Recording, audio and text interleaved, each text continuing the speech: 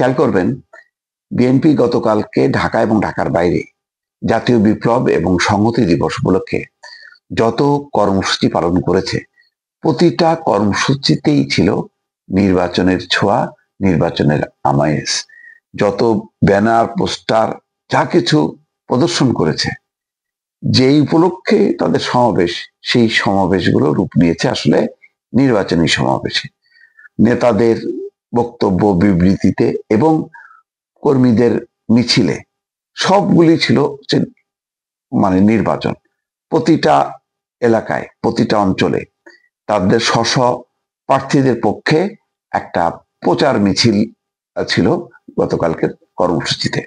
তার মানে হচ্ছে যে একেবারে পুরোপুরি ভোটের আমেজ নিয়ে বিএনপি মাঠে নেমেছে এবং সামনের যে দিনগুলো আছে ফেব্রুয়ারির আগ পর্যন্ত বোঝাই যায় যে বিএনপির এখন কর্মসূচি বলতেই হচ্ছে নির্বাচন। এই কারণে একটা পার্থক্য দেখেন যে বিএনপির বাইরে অন্য রাজনৈতিক দল যখন মাঠে নামছে, তার দুদিন আগে যে কর্মসূচি ছিল জামাতের নেতৃত্বে 8 দলের, সেটা ছিল একটা আন্দোলনের কর্মসূচি, যে গণভোটের দাবি, পিআরের দাবি, সেখানে ছিল জুলাই সনদ বাস্তবায়নের দাবি। সেই মিছিলের চরিত্র দেখেন আর গতকালকে মিছিল দেখেন, মানে আমি তো পল্টনে যে মিছিল দেখলাম, তার শুরু কোনটা শেষ কোনটা আমি বুঝতে পারলাম না। বোঝাই যাচ্ছে যে প্রতিটা নির্বাচনী এলাকায় প্রার্থীরা তার নিজের নিজের সমর্থক কর্মীদেরকে নিয়ে সেই কর্মসূচিতে যোগ দিয়েছে এবং এই যোগ দেওয়ার ফলে যেটা হয়েছে, সেটা আসলে ওই যে দিবস উপলক্ষে তাদের কর্মসূচি বা সেই দিবসের যে ভাব গাম্ভীর্য, সেটা কিন্তু আর ছিল না।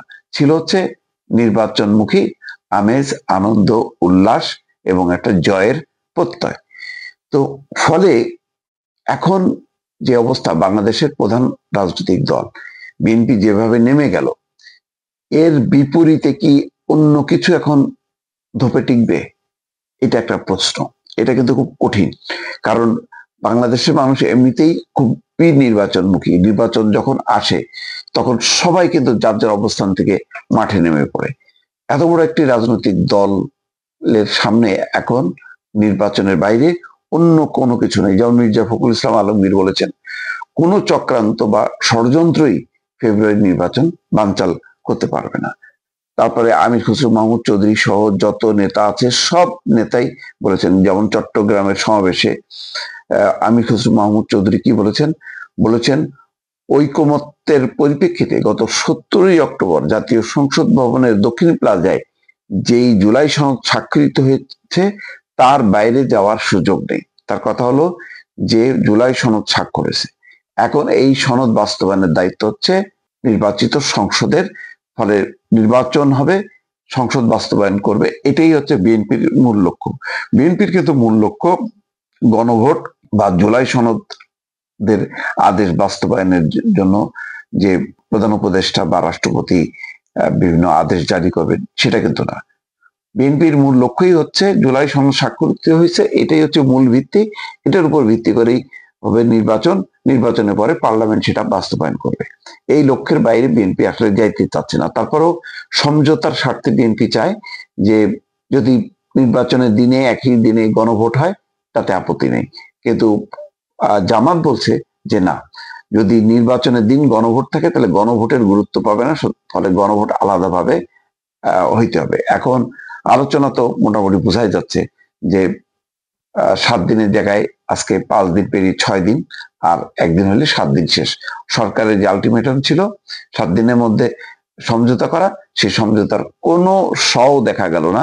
শুধুমাত্র দেখা গেল ডাক্তার তাহের ফোন করেছেন মির্জা ফখরুল ইসলাম আলমগীরকে।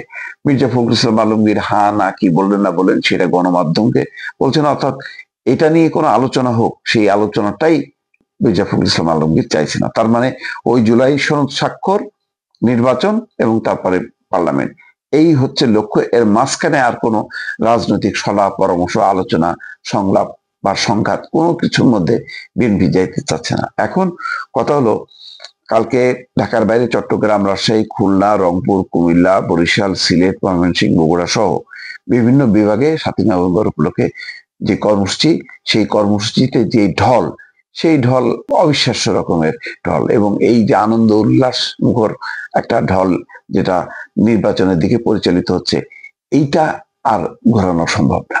যদিও কালকে কোনো কোনো জায়গায় সংঘাত হয়েছে, কিন্তু সংঘাত ছাপিয়ে কালকে ছিল বড় বড় নির্বাচনী শোডাউন।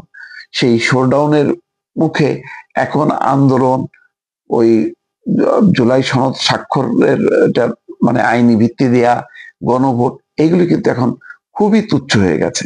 ফলে মূল দলের একটা যে গতি, সেটা বাঁক নিয়েছে নির্বাচনের দিকে, সেখান থেকে ফেরানো কিন্তু আসলেই কঠিন, দর্শক।